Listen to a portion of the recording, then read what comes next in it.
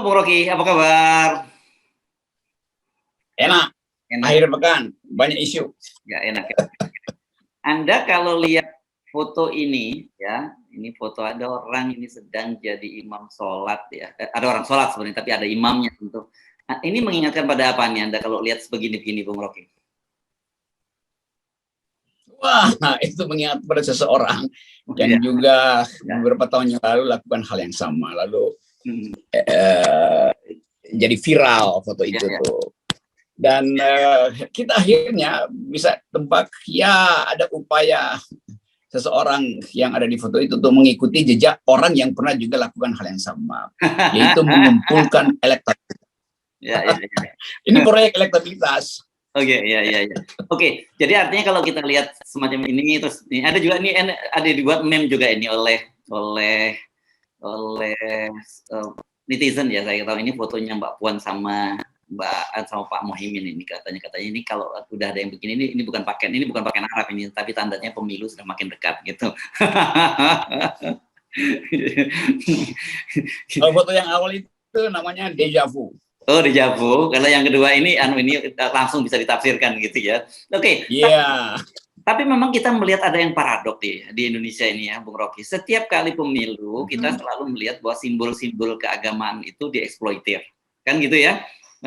Jadi orang tiba-tiba menjadi lebih religius karena bagaimanapun juga umat Islam mayoritas, jadi ya simbol Islam yang kemudian dieksploitir. Tetapi di satu sisi ini kehidupan umat beragama, terutama umat Islam itu sendiri sekarang ini jadi mengalami situasi yang sulit karena polisi pemerintah. Dan yang saya menjadi semakin tertarik ini karena The Economist. Ini saya kira media yang sangat berpengaruh dan kemudian sudah mulai menyoroti itu. Dia melihat bahwa isu radikalisme dan sebagainya itu di Indonesia itu sebenarnya cuma strategi dari pemerintah untuk membungkam kelompok-kelompok kritis. Itu kira-kira saya terjemahkan naskahnya seperti itulah, Bung Rocky. Ini sorotan yang sangat tajam dari publik internasional yang melihat Indonesia itu masuk dalam jebakan sebut aja kemunafikan di dalam demokrasi itu. Saya sebut itu karena kita lihat kasus-kasus sebelumnya hal yang sama dilakukan oleh banyak politisi. Jadi Islam itu bisa dikapitalisasi sekaligus bisa di capital punishment kan itu. Capital punishment itu artinya dihukum mati itu. Jadi bagian itu yang bikin buruk kita tuh. Muslim adalah mayoritas. Muslim menginginkan demokrasi yang terbuka itu. Karena itu jangan dieksploitasi hanya untuk satu dua orang yang kekurangan elektabilitas. Jadi bagian-bagian ini yang saya kira membuat masa depan kita buruk atau suram. Bayangkan kalau internasional udah ngeledek kita, apalagi yang mesti kita tunggu, profil kita makin jatuh di dunia internasional. Dan Presiden Jokowi lagi mau muter ke Eropa itu untuk seolah-olah jadi juru damai.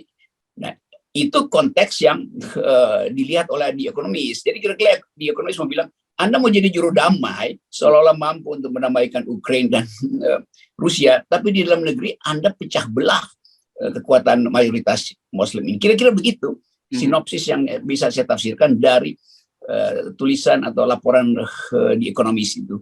Satu majalah atau jurnal yang betul-betul bermutu sejak 150 tahun lalu itu. Orang anggap bahwa kalau Economist bicara itu artinya ada kejujuran dari kacamata jurnalisme itu.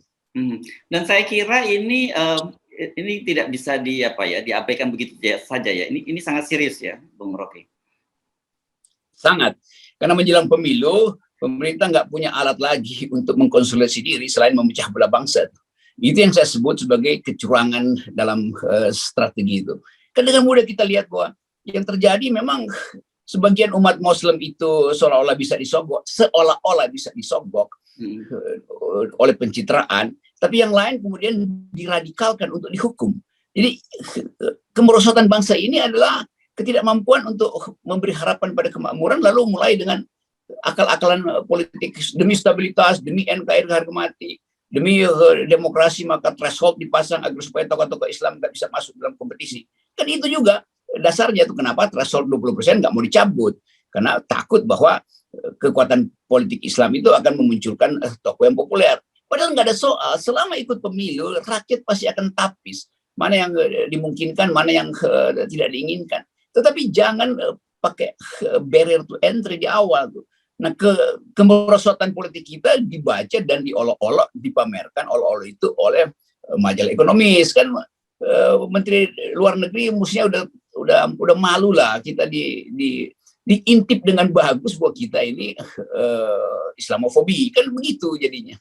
Ya, ya, ya. Nah, dan saya kira ini nggak boleh dipandang enteng ya, ketika media sekelas The Economist itu mulai menyoroti itu, dan dia dengan terbuka langsung menyebut bahwa ya ini soal isu radikalisme ini kan dalam rangka untuk membungkam kelompok kritis. Artinya dalam kelompok kritis itu memang sekarang citranya mayoritas itu adalah umat Islam, tetapi di luar itu kelompok-kelompok itu juga bakal terkena ya undang-undang yang kita sering sebagai undang-undang sapu jagat itu. Ya, dan itu yang kita dukung, bahwa mahasiswa akhirnya paham itu, sehingga BEM UI mengawali demonstrasi semester ini dengan mempersoalkan KUHP. Karena KUHP ini bagian yang sama jahatnya dengan Omnibus Law. Kalau Omnibus Law merampas hak buruh untuk sejahtera, KUHP ini merampas hak rakyat untuk memberi kritik pada pemerintah yang semena-mena terhadap buruh. Jadi buruh juga akan kena nanti itu, karena buruh kan pasti akan turun ke jalan, lalu mulai mengolok-olok presiden yang gagal untuk bahkan menurunkan harga minyak tuh, lalu datang KUHP yang dalam seminggu ini mungkin akan disahkan bahwa tidak boleh ada penghinaan pada presiden, itu martabat presiden mesti jaga. Kan kita udah terangkan berkali-kali di dalam konsep hukum internasional, hukum hak asasi internasional, presiden itu bukan subjek dari martabat, presiden itu adalah fungsi. Yang punya martabat itu manusia. Presiden bukan manusia, presiden adalah lembaga. Kalau manusia nggak mungkin haknya itu hilang seumur hidupnya. Presiden cuma 5 tahun, ngapain kasih martabat pada sebuah pemerintahan yang usianya cuma 5 tahun? Kan itu konsep dignity melekat pada manusia, bukan pada presiden, apalagi dalam pengertian sebagai lembaga. Nah, ini sebetulnya kekacauan yang disebabkan ketidakpahaman konsep. Jadi bayangkan ini KUHP disusun oleh mereka yang nggak paham tentang apa yang disebut dignity. Istilah dignity, martabatnya dia nggak paham. Nah, itu yang menakutkan kita, dan kita berterima kasih karena mahasiswa memulai perdebatan itu dan ingin menguji kemampuan para pakar yang berada di balik konsep KUHP itu, termasuk negara tentu saja, dan pakar-pakar tata negara yang disewa untuk membela negara. Padahal pakar tata negara dimaksudkan untuk mengawasi negara, bukan disewa untuk membela negara. Sama seperti jurnalis-jurnalis juga yang ikut ke IKN, itu jurnalis yang disewa negara akhirnya kan. Jadi soal-soal macam ini yang membuat etika publik itu berantakan. Iya, ya. Nah, ini menurut saya agak tanda-tanda orang yang menyebut kenapa banyak pengamat asing menyebut negara kita itu sekarang menuju ke authoritarian gitu, atau bahkan dari new order gitu. Itu mungkin sebutan yang lebih memudahkan kita untuk mengingat kembali pada masa Orde Baru kemarin gitu ya. Karena kecenderungannya untuk menutup membungkam kelompok-kelompok kritis itu makin lama makin nyata.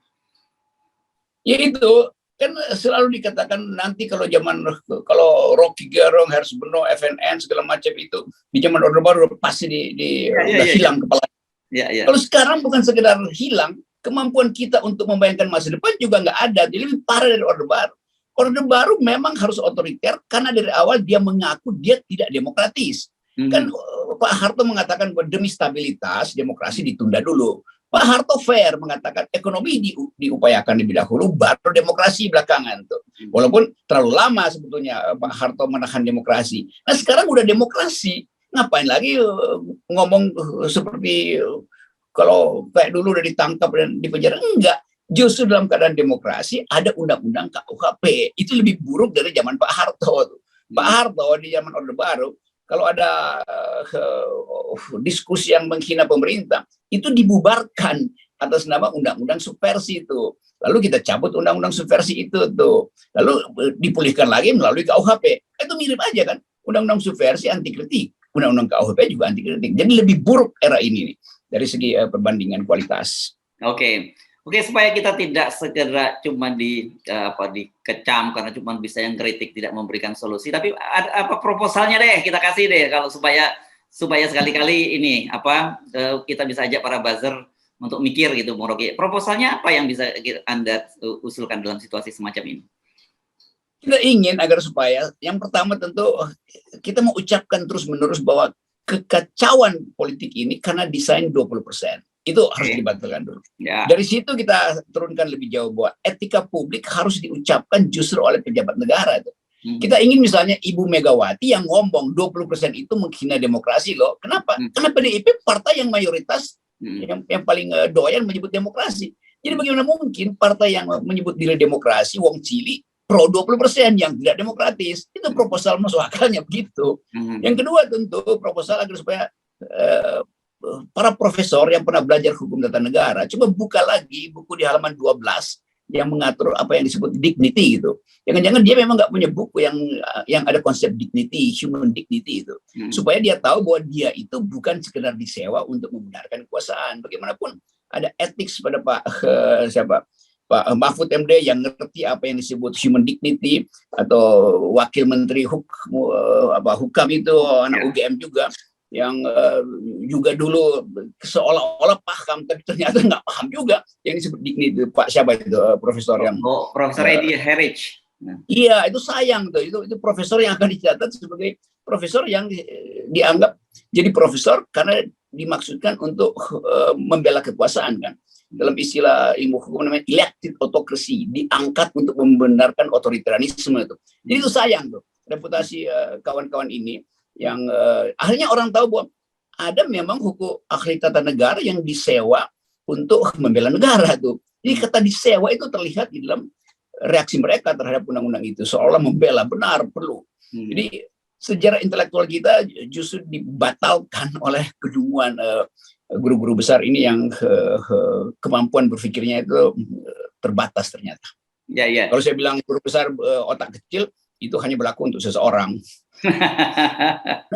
Oke, di luar soal-soal tadi yang disoroti secara serius oleh The Economist berkaitan dengan bahwa isu radikalisme itu, FOM itu sebagai upaya untuk membungkam kelompok kritis. Artinya kalau kelompok kritis itu ya bukan hanya Islam, tetapi radikalismenya yang digunakan untuk membungkam kelompok kritis. Nah, itu ada juga yang saya kira media, bukan media asing, wartawan asing itu juga mulai mempersoalkan soal isu-isu yang sensitif berkaitan dengan masalah SARA ya, terutama dalam kasus Bu Mega yang tadi ada singgung juga soal bakso gitu. Terus juga ini soal misalnya ketika Ibu Megawati juga menyoroti masalah orang bercanda-canda soal orang Papua yang kopi dengan susu dan sebagainya.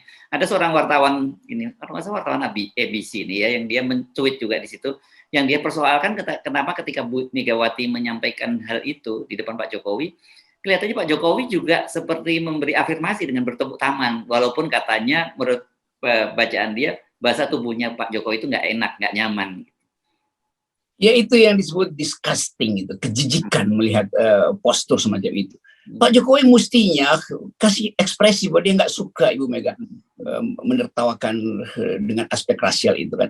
Tapi kelihatannya Pak Jokowi juga nggak paham bahwa itu adalah rasialis dengan cara apapun. Mau dihentikan dengan segala macam fakta bahwa Ibu Mega pernah minta maaf waktu awal kepemimpinannya soal kekerasan di Aceh itu, kan seolah-olah ya Ibu Mega juga kan pernah membela kekerasan supaya dihentikan di Aceh untuk jadi presiden. Oh iya itu 2001, tapi 2 tahun kemudian Ibu Mega juga menyetujui pelaksanaan DOM di Aceh, sama aja, lebih berbahaya lagi kan, pro pada kekerasan. Jadi kalau kita mau bela seseorang dengan fakta nggak penting sebetulnya. Kita luruskan aja dalam segi apapun, mau Ibu Mega pernah berjasa atau justru membuat demokrasi macet, ucapan Ibu Mega itu keliru.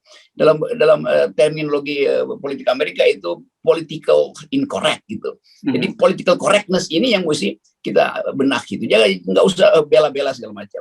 Itu yang ingin kita ucapkan. Tapi kalau kita yang ucapkan nanti dianggap anti PDIP. Bukan, kita anti orang yang dulu mengucapkan sesuatu yang berbahaya kan itu kan.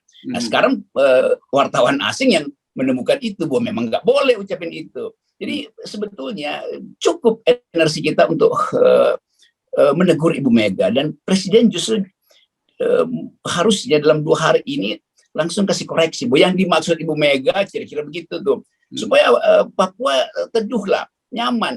Bagaimanapun dibela itu salah Ibu Mega. Jadi masyarakat Papua tak merasa kok nggak ada permintaan maaf ya, dan itu akan digoreng di publik internasional, bukan masyarakat Papuanya yang sangat mungkin harus mencari cara supaya pikirannya diucapkan. Tapi teman-teman mahasiswa Papua yang ada di Oxford, di Cambridge, di New York itu akan goreng itu, pasti akan. Itu artinya akan membakar kembali proses politik yang lagi diupayakan perdamaian di Papua. Jadi ketidakmatangan para pemimpin ini yang menyebabkan bangsa ini berantakan. Ya. Untung tukang bakso ini nggak punya komunitas internasional ya. Kalau sampai ada komunitas internasional bakal muncul protes di mana-mana juga ini, saya kira. Tapi di TikTok, di pokoknya di akun-akun media sosial banyak sekali ini yang protes soal tukang bakso ini. Rupanya cara PDIP mencoba meredam dengan mengundang tukang bakso tidak cukup menyelesaikan persoalan. Menurut saya perlu ada semacam kata statement yang jelas, clear gitu, jangan ngeles lah persoalan bakso ini. Ya, itu kejujuran, karena ini orang kecil yang kadang-kala dianggap bahwa nggak apa namanya, ya kayak tukang ojek nggak ada gunanya. Loh, saya berkali-kali naik ojek dan dia memang sarjana dari UI bahkan, yang pernah kerja di multinational corporation dan perusahaannya bangkrut karena kebijakan ekonomi yang buruk dari pemerintah, lalu dia jadi tukang ojek tuh, dan bisa bercakap-cakap secara evaluatif. Tukang bakso yang selalu bikin viral menyebut nama saya, itu orang yang belajar filsafat. Yang siapa namanya, yang Pak siapa itu yang bakso di Banten apa itu. Dia selalu bikin vlog gitu kan. Itu apa namanya, paham tentang global politics, great ideas, global intellectual history. Jadi jangan anggap remeh hanya karena profesi itu dipamerkan soal dia rakyat kecil. Rakyat kecil atau otaknya besar loh. Banyak yang rakyat besar otaknya kecil. Ya. Saya kira ini penting. Oke, kalau kita tidak bisa menasihati, meminta menegur para pimpinan-pimpinan, kita mesti membangun kesadaran di kalangan kita sendiri itu, bahwa soal-soal ini kita mesti lebih sensitif ya. Soal gender, soal ras dan sebagainya ini jangan dianggap itu sebagai bercanda-bercandaan yang lucu gitu. Iya, itu sebetulnya ini udah 24 jam nggak ada satupun kader PDIP. Kalau Ibu Mega, pasti Ibu Mega mungkin merasa itu berbahaya, nanti saya bikin kesalahan lagi kalau saya sendiri yang muncul. Tetapi tim di belakang dia atau di sekitarnya itu diem, dan itu orang mulai cari tahu siapa sebetulnya yang produce video itu. Mungkin Ibu Mega juga kesel yang soal Pak Jokowi dadah-dadahan lalu buan, dan itu berlanjut dalam video soal tukang bakso dan kopi susu itu. Tetapi kita mau tahu tuh apa reaksi intelektual dari PDIP. Nah, itu saya kira pakai kalimat itu. Apa reaksi intelektual dari PDIP? Sangat mungkin tidak ada emang. Ya, oke. Baik, terima kasih Bung Rocky, dan tetap 0%. Oke. Ya, tetap 0%.